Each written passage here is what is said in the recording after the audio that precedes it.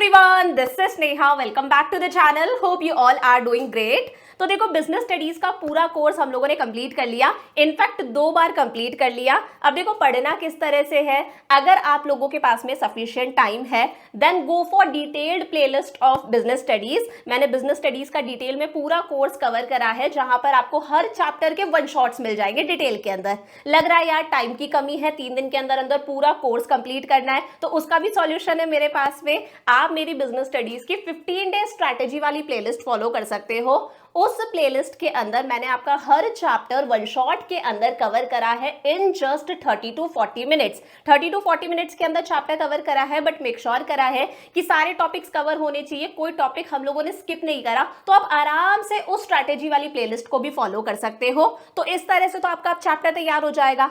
अब बारी आती है कि मैम केस स्टडीज किस तरह से सॉल्व करें। केस स्टडीज में सबसे ज्यादा प्रॉब्लम होती है।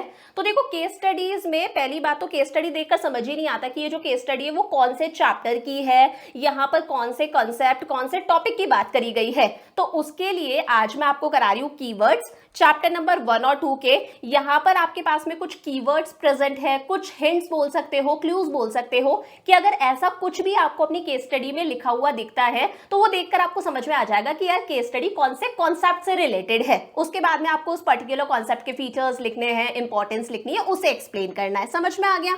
तो शुरू करते हैं। सबसे पहला है हमारे पास में chapter number 1, nature and significance of management. देखो अगर कुछ भी लिखा हुआ आता है getting things done with others effectively and efficiently, हमें पता है दूसरों से काम कराना इफेक्टिवली और एफिशिएंटली, काम टाइम पर कंप्लीट हो जाए, काम को करने की कॉस्ट कम से कम आए, इसका मतलब हम किसकी बात कर रहे हैं? मैनेजमेंट की बात कर रहे हैं। Completion of task on time, task को टाइम पर कंप्लीट करना कि इस मंथ के एंड तक आपको 500 यूनिट्स प्रोड्यूस करनी है, तो भाई इस मंथ के एंड तक 500 यूनिट्स प्रोड्यूस कर देना, टास्क को टाइम पर कंप्लीट करना, that means effectiveness. Completion of task with minimum cost, यहां से क्वेश्चन बनता है एग्जाम में, लेकिन टास्क को कंप्लीट करना और ये मेक श्योर करके रखना कि टास्क को करने की जो कॉस्ट है वो कॉस्ट कम से कम आए, रिसोर्सेज का प्रॉपर यूटिलाइजेशन हो। इसका मतलब क्या होता है? एफिशिएंसी। समझ में आ गया? There are number of books on management, regular practice की रिक्वायरमेंट होती है, क्रिएटिविटी, थ्योरेटिकल नॉलेज। देखो मैनेजमेंट की पढ़ाई करने के लिए बहुत सारी बुक्स अवेलेबल हैं, हमें रेगुलर प्रैक्टिस करनी पड़ती है, बहुत ज़्यादा क्रिएटिविटी लगती है, थ्योरेटिकल नॉलेज यहाँ पर एग्जिस्ट करती है। ऐसा कुछ भी लिखा हुआ आ रहा है, स्पेशली रेगुलर प्रैक्टिस लिखा हुआ आ रहा है, क्रिएटिविटी लिखा हुआ आ रहा है, दैट मीन्स मैनेजमेंट क्या है? Management is an art. Management क्या है? आर्ट है। Use of code of conduct, एक प्रॉपर कोड ऑफ कंडक्ट होता है कि मैनेजर्स का बिहेवियर कैसा होना चाहिए। स्पेशलाइज्ड नॉलेज की रिक्वायरमेंट होती है और सबसे इंपॉर्टेंट है रेस्ट्रिक्टेड एंट्री, हर कोई इसके अंदर एंटर नहीं कर सकता, हर कोई प्रोफेशन को प्रैक्टिस नहीं कर सकता। आपके पास में डिग्री का होना जरूरी है, एक पर्टिकुलर कोर्स का कंप्लीशन सर्टिफिकेट आपके पास में होना चाहिए। इसका मतलब क्या है? मैनेजमेंट एज प्रोफेशन, जहां पर लॉजिक्स की बात आ जाती है, कॉज एंड इफेक्ट रिलेशनशिप से रिलेटेड कुछ लिखा हुआ है, दैट मीन्स मैनेजमेंट क्या है? साइंस है। समझ में आ गया? जब हम मैनेजमेंट की हायरार्की की बात करते हैं, इसका मतलब हम किसकी बात करें? Levels of management, that is top level management, middle level management और lower level management. controls overall organization, formulates policies responsible for success and failure of an organization। कौन से लेवल ऑफ मैनेजमेंट हैं जो ओवरऑल ऑर्गेनाइजेशन को control करते हैं, policies बनाते हैं, ऑर्गेनाइजेशन की ओवरऑल सक्सेस और फेलियर के लिए रिस्पॉन्सिबल है। ऐसा कुछ आपकी केस स्टडी में लिखा हुआ आएगा कि रितु है वो किसी कंपनी के अंदर ऑर्गेनाइजेशन की पॉलिसीज बनाती है, स्ट्रेटेजीज बनाती है, ओवरऑल ऑर्गेनाइजेशन की सक्सेस और फेलियर के लिए वो जिम्मेदार है। तो वो कौन से लेवल ऑफ मैनेजमेंट पर काम कर रही है? She is working at the top level management. Correct हो गया यहां तक? डिपार्टमेंट हेड्स, अलग अलग डिपार्टमेंट्स के हेड, सेल्स डिपार्टमेंट का हेड, मार्केटिंग डिपार्टमेंट का हेड, प्रोडक्शन डिपार्टमेंट का हेड, अलग अलग डिविजन्स के हेड हो सकते हैं, सदर्न डिवीजन का हेड, नदर्न डिवीजन का हेड। जैसे मैंने क्वेश्चन दे दिया, कोई भी है राघव है वो किसी भी कंपनी के नदर्न डिवीजन का हेड है। कोऑर्डिनेशन विद अदर डिपार्टमेंट्स, वो दूसरे डिपार्टमेंट्स के साथ में भी कोऑर्डिनेशन बैठा के चलता है, तो वो कौन से लेवल ऑफ मैनेजमेंट पर काम कर रहा है? He is working at middle level management. Controls and supervise workers, वो लोग जो वर्कर्स को कंट्रोल करते हैं, वर्कर्स की एक्टिविटीज को सुपरवाइज करते हैं, ये होते हैं हमारे ऑपरेशनल लेवल मैनेजर्स, यानी कि लोअर लेवल मैनेजमेंट। समझ में आ गया? Ensures all departments work hand in hand, कौन सा फंक्शन है मैनेजमेंट का जो मेक श्योर करके रखता है कि सारे डिपार्टमेंट्स आपस में हाथ मिला के चले, एक बैलेंस बना रहता है ऑर्गेनाइजेशन के अंदर। इंपॉर्टेंट लाइन है binding force in all departments, जो सारे डिपार्टमेंट्स का एक बाइंडिंग फोर्स है, सारे डिपार्टमेंट्स को बांध के चलता है, सबकी एक्टिविटीज को सिंक्रोनाइज करके चलने का काम, सारी एक्टिविटीज को इंटीग्रेट एक साथ लेकर के चलने का काम, कि ऑर्गेनाइजेशन में सारे इंडिविजुअल, सारे डिपार्टमेंट्स में एक हार्मनी बनी रहे, एक बैलेंस बना रहे, तालमेल बैठा रहे। इसका मतलब हम किसकी बात कर रहे हैं? कोऑर्डिनेशन की बात कर रहे हैं। तो ये हो गई हमारे chapter number 1 nature and significance of management के सारे कीवर्ड्स मैंने बता दिए। ऐसा कुछ भी लिखा हुआ अगर आता है तो आपको समझ में आ जाएगा किस टॉपिक से रिलेटेड बात करी गई है। समझ में आ गया? आगे साथ साथ में चैप्टर नंबर 2 के कीवर्ड्स भी देख लेते हैं, ये थोड़े से ज्यादा है। General guidelines for decision making and behaviour of managers, ये सिर्फ जनरल गाइडलाइंस है जो बताती हैं कि मैनेजर का बिहेवियर कैसा होना चाहिए, और ये जनरल गाइडलाइंस मैनेजर को हेल्प करती है डिसीजंस लेने के लिए। तो इन्हें हम लोग क्या बोलते हैं? Principles of management. ये क्या है? मैनेजमेंट के प्रिंसिपल्स है। मैनेजमेंट के जो प्रिंसिपल्स हैं वो यूनिवर्सली एप्लीकेबल है, हर जगह अप्लाई होते हैं, चाहे छोटी सी चाय की दुकान हो, चाहे बड़ी सी मल्टीनेशनल कंपनी हो, चाहे एक स्कूल है, चाहे हॉस्पिटल है, चाहे एमएनसी है, हर जगह अप्लाई होते हैं। तो मैनेजमेंट के प्रिंसिपल्स कैसे होते हैं? परवेसिव होते हैं। Allocation of work as per capabilities, लोगों को उनकी कैपेबिलिटीज, उनकी क्वालिफिकेशंस, उनके एक्सपीरियंस के बेसिस पर काम देना, काम अलॉट करना। इसका मतलब हम लोगों ने काम का क्या कर दिया है? डिवीजन कर दिया। ये हो गया हमारा principle of division of work. Giving authority matching to responsibility, जितनी हम लोगों ने वर्कर्स को रिस्पॉन्सिबिलिटी दी है, उन्हें जितना हम लोगों ने काम सौंपा है, उतनी ही हम उन्हें अथॉरिटी भी दे, यानी कि उतनी ही हम उन्हें पावर भी दे। ये कौन सा प्रिंसिपल है? Principle of authority and responsibility.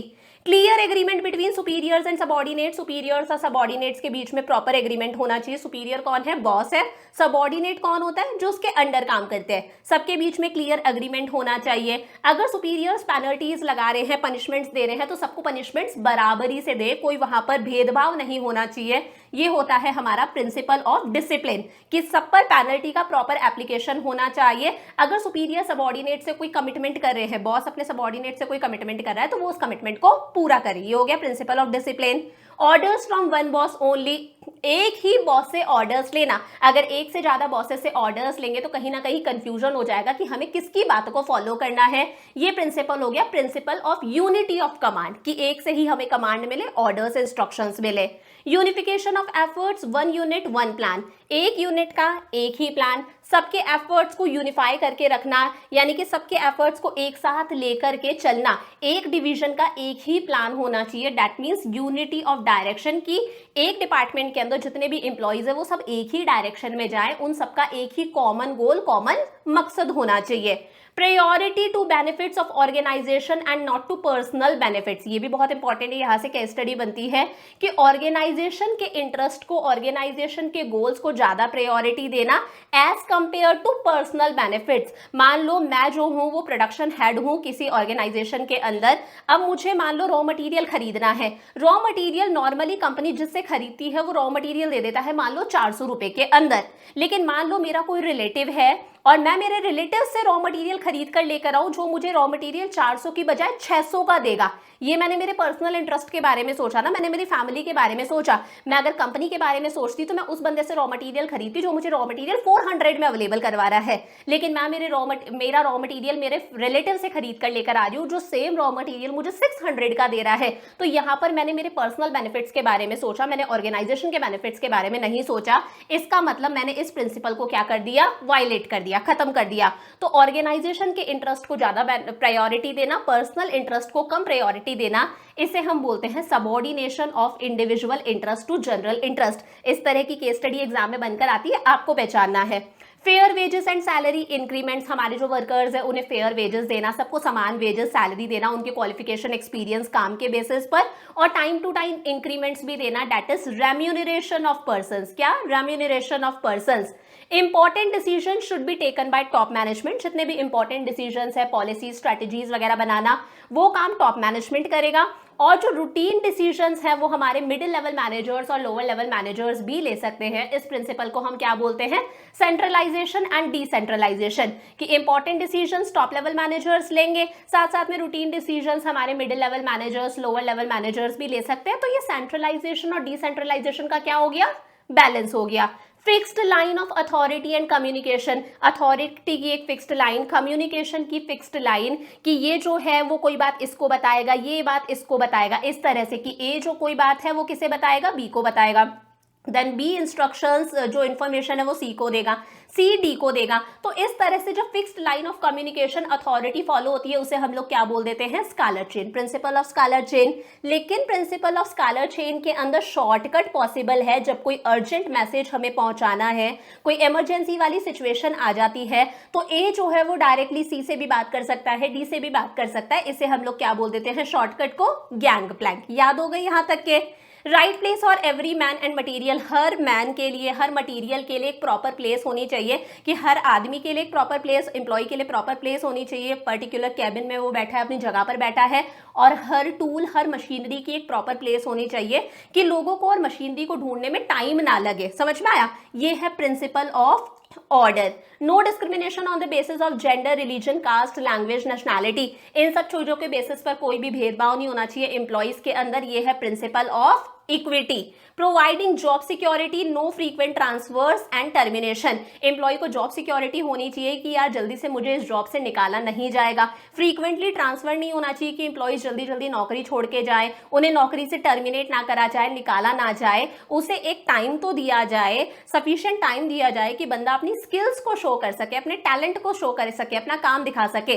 That is stability of tenure of personal. Stability of tenure of personal.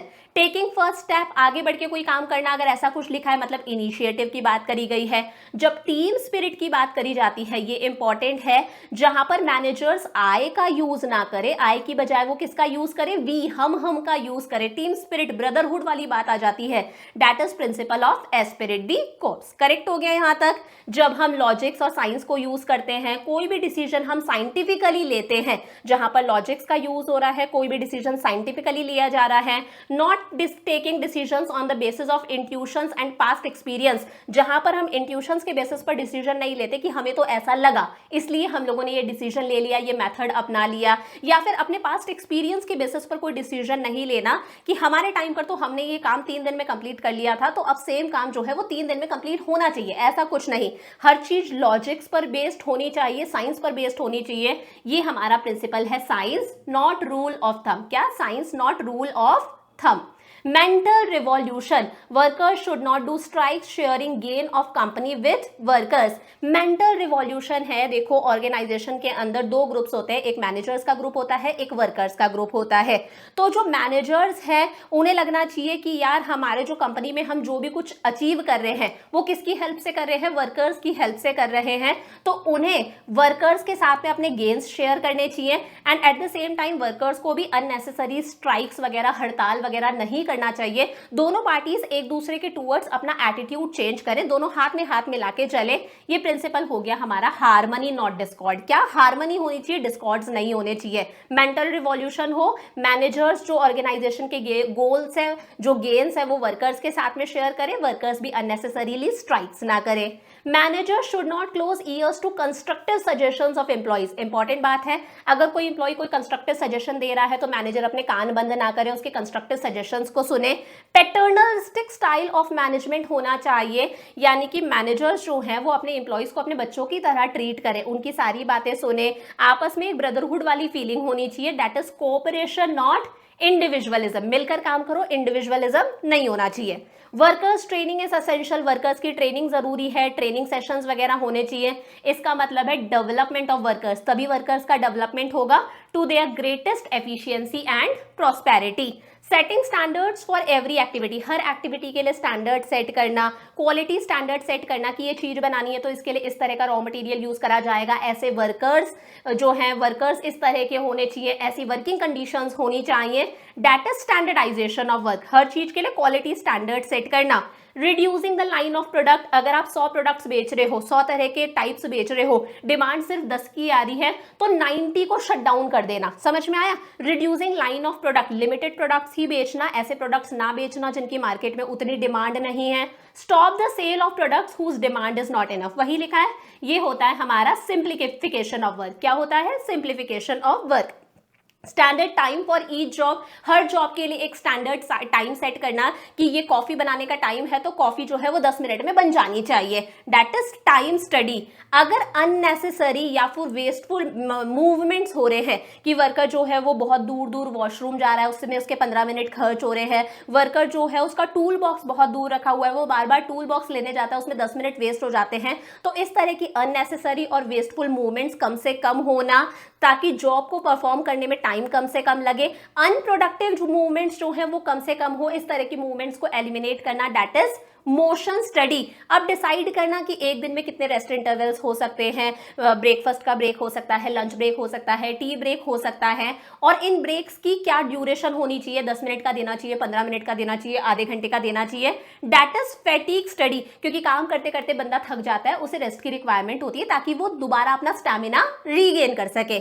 Selection of method, एक ऐसे मेथड का चुनाव करना, एक ऐसे मेथड ऑफ प्रोडक्शन को सिलेक्ट करना जहां पर कॉस्ट कम से कम आए। मैक्सिमाइजेस द क्वालिटी ऑफ प्रोडक्ट, जो है वो सबसे शानदार क्वालिटी का बने। इसका मतलब हम किसको स्टडी कर रहे हैं? मेथड स्टडी डिस्कस कर रहे हैं, प्रोडक्शन करने का ऐसा मेथड चुन रहे हैं जहां पर कॉस्ट कम से कम आएगी और हमारी क्वालिटी जो है वो प्रोडक्ट की वो शानदार बन के निकलेगी। Separation of planning and execution function, ये भी हम लोगों ने पढ़ा था। जो फैक्ट्री है उसे 2 डिपार्टमेंट्स में डिवाइड कर लो, एक है प्लानिंग डिपार्टमेंट, एक है प्रोडक्शन डिपार्टमेंट। प्लानिंग वाले प्लानिंग का काम करेंगे और प्रोडक्शन वाले एग्जीक्यूशन का काम करेंगे, दैट इज फंक्शनल फोरमैनशिप। ठीक है? Payment of to efficient and inefficient workers with different rates, efficient workers को अलग पे करना, ज्यादा पे करना, और जो इनएफिशिएंट वर्कर्स है उन्हें कम पे करना। मतलब बंदे की प्रोडक्टिविटी के हिसाब से जब हम उसे पे करते हैं, that is differential piece wage system. क्या होता है? Differential piece wage system. समझ में आ गया? तो ये 2 चैप्टर्स के कीवर्ड्स मैंने आपको करा दिए। इन कीवर्ड्स की हेल्प से आप केस स्टडीज बहुत इजीली सॉल्व कर सकते हो। अब नेक्स्ट क्लास के अंदर मैं आपको चैप्टर नंबर 3 के और चैप्टर नंबर 4 एनवायरमेंट के और प्लानिंग के कीवर्ड्स कराऊंगी। देन मैं साथ साथ में आपको पैरेलली केस स्टडीज भी कराती जाऊंगी। So I will see you in the next class. Bye bye.